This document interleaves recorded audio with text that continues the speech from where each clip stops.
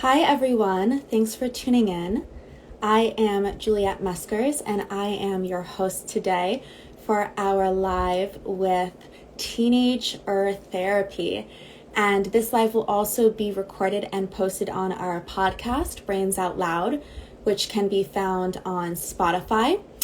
And here at Mental Health Global Network, our goal is to prioritize mental health at an equivalent level to physical health and to help others do the same. So today we are going to be live with Teenager Therapy, and I think they're tuning in. Let's give them a sec to come in.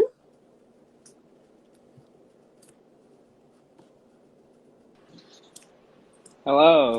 Hello. How are you, Isaac? How are you?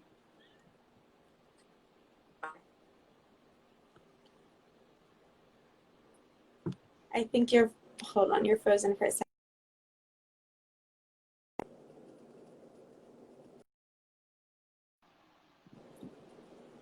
Hi, Isaac, can you hear me? Yes, I can hear you. Hi, okay, thanks. So to reiterate, hi everyone, I am Juliet Meskers. I am your host today of our live episode with Isaac from Teenager Therapy. And we are going to be broadcasting this episode on our podcast as well, Brains Out Loud. And so make sure to check that out on Spotify if you have a chance. And we are here with Isaac, and he is one of the members of the podcast and Instagram page, Teenager Therapy. They are an amazing organization and podcast, and they have the goal to help teenagers everywhere feel less alone. And, they're clearly doing something right because they have grown an enormous following in the time that they have started their podcast to now. And they were actually featured in the New York Times, which is huge. So congratulations on that, Isaac. So thank you so much for being here with us today. Thank you. I really love your message, and Of I'm course. so happy to be here to be able to share. Amazing. Thank you. So can you tell us a little bit about your podcast, Teenager Therapy, and kind of how it started and what your mission is? So we started the podcast because the creator, Gael, he was listening to another podcast called Couples Therapy, and he thought it would be really cool to make another podcast targeted towards teenagers. And so he invited me and our friends, Kayla, Mark, and Thomas. And, we all really just got together and started making episodes. And so for those of you that don't know, Teenager Therapy, we discuss problems with teenagers that are simply not talked about enough, and we aim to be vulnerable so that our listeners can relate to our experiences. And our mission, our number one mission, is to make sure that teens are not afraid to be vulnerable, and it's healthy to be vulnerable with friends or family. That's amazing. So you guys are so fantastic, and you have grown such a large following because so many people really, I think, can resonate with your message and this idea that we don't talk about mental health enough and we don't talk about vulnerability enough and what it means to be vulnerable. So I know you talked about some of the topics that you guys cover, and one of them being vulnerability. So can you tell me in your own words, what does it mean to be vulnerable?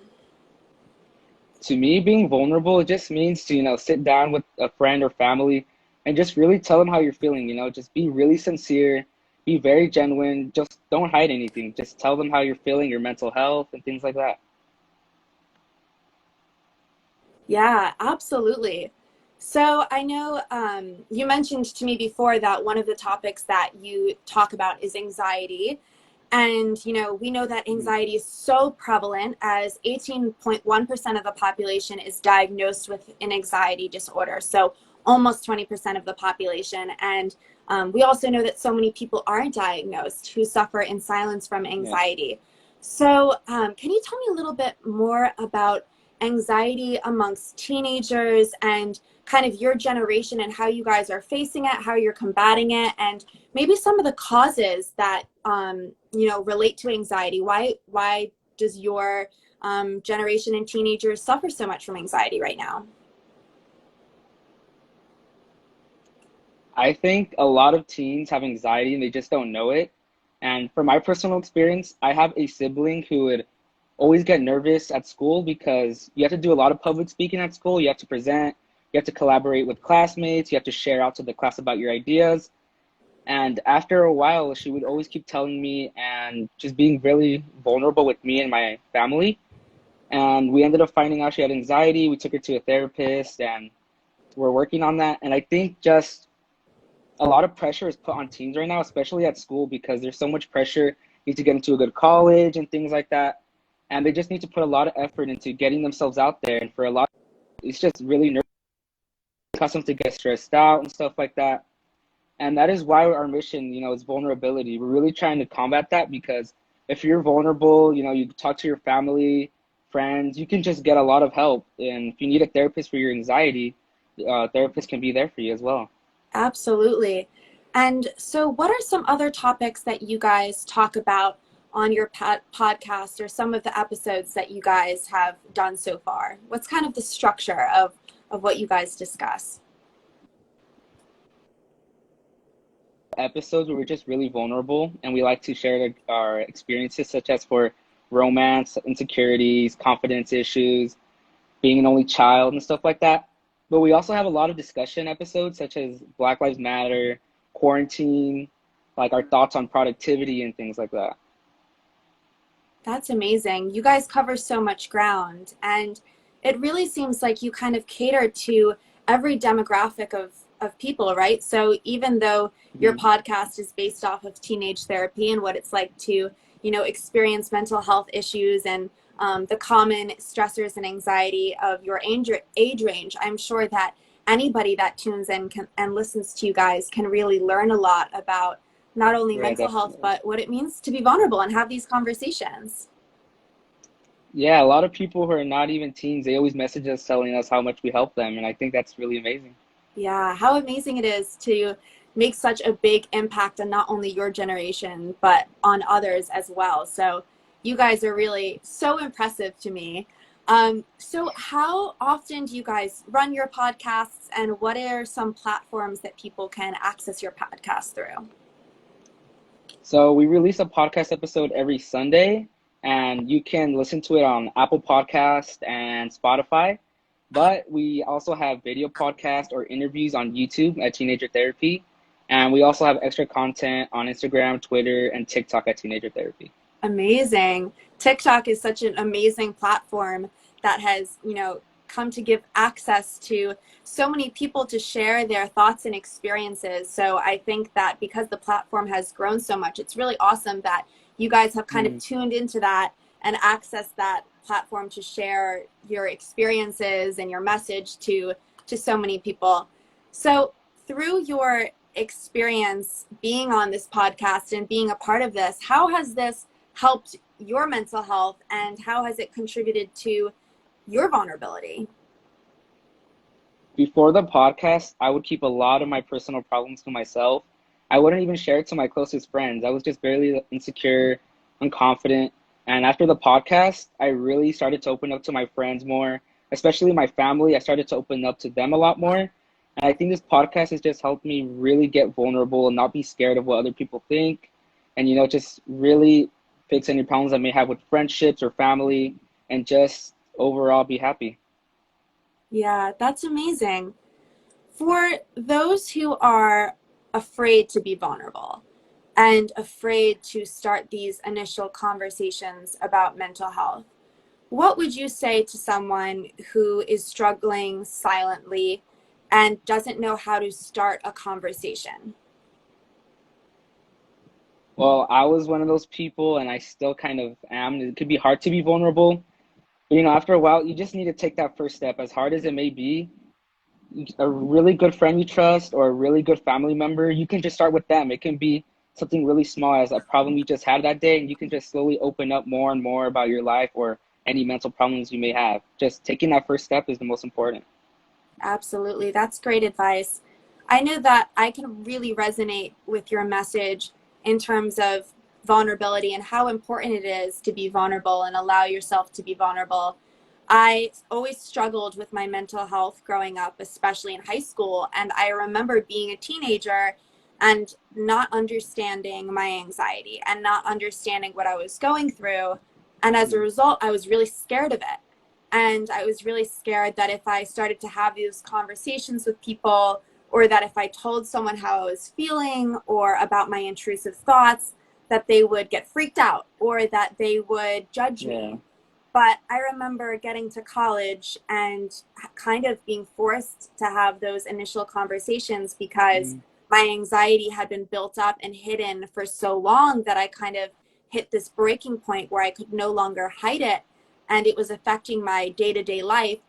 And when I started having those conversations, I not only got so much support, but people share that they were struggling as well and share that they could totally resonate with my anxiety and with my OCD and all of these different symptoms that I was facing. And it was like this weight was lifted off my shoulders, and I had Mhm. access to this whole new world of support that was going to relieve me of my fears. And so that's why, again, I can't say enough how fantastic it is what you guys are doing, because to utilize your platform to be vulnerable yourself and show others that if they're vulnerable, they will have support, they will receive good feedback. And it might not be the first person you have that conversation with that goes well, or even the second person.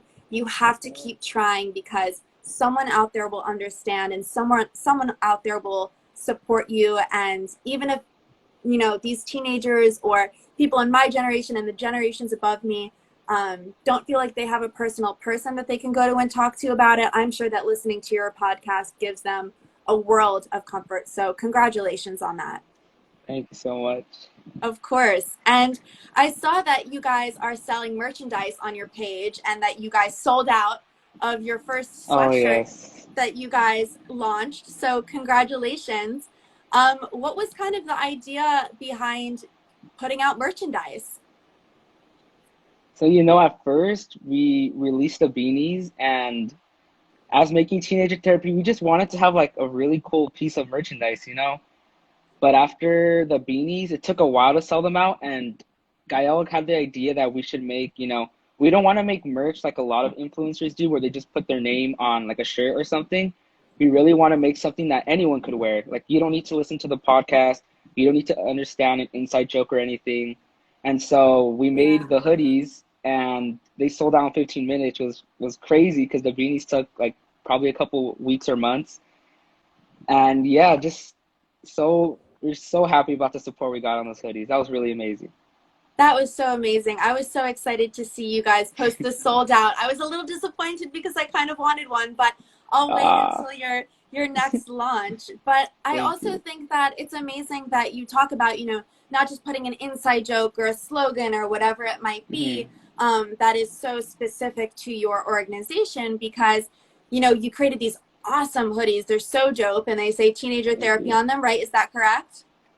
Yeah, so it kind of, Yes, it says I'm teenager therapy. assuming creates this yeah, so I'm assuming it creates this sense of community amongst the people who wear them too, because either someone can throw one on and it doesn't mean anything to them and it doesn't mean anything to anybody else opposed Hmm. outside of the fact that it's really cool and fun to look at. But also, if someone's wearing one and then sees someone else wearing one and they kind of see, oh, I know what teenager therapy is, or oh, what's teenager therapy? And then it kind of sparks this conversation about vulnerability and this outlet that Yes. you guys have. I'm sure that that's a really another amazing way to help people. So your marketing doesn't only, support your brand and brand awareness, Hmm. but it also inspires people to have these difficult conversations. So I think it's amazing. Thank you. Thank you. You're welcome. So I am going to let you go, but it has been amazing speaking with you today. And are there any final words, anything coming up? Do you have any episodes coming up or anything exciting that you want to launch, or you just want to let people know to come and turn to you guys if they need? We have some interviews coming up, so if you really want to see those, definitely go to our YouTube. And I just really want to emphasize, like, any teams watching this live, do not be afraid to be vulnerable. If you have a problem with a friend or family member, just take that step and go talk to them. The problem's just not going to solve itself. And sometimes you just have to take the first step. Sometimes, they won't know that there's a problem. So just don't be afraid to be vulnerable. Just go do it. That's amazing advice. Thank you so much. Again, I'm so inspired by you guys, and I think you're fantastic. And we will post this live on our page. It will also be on our podcast on Spotify. So check us out and check out Teenager Therapy. Thank you so much again for being here with us, Isaac, today. I hope that we can stay in touch and continue to support you guys. Thank you for having me. I really love your guys' mission, and I hope we can continue to work together. Amazing. Thank you, Isaac. We'll talk soon. Bye. Thank you. Thanks, everybody, for Bye. tuning in.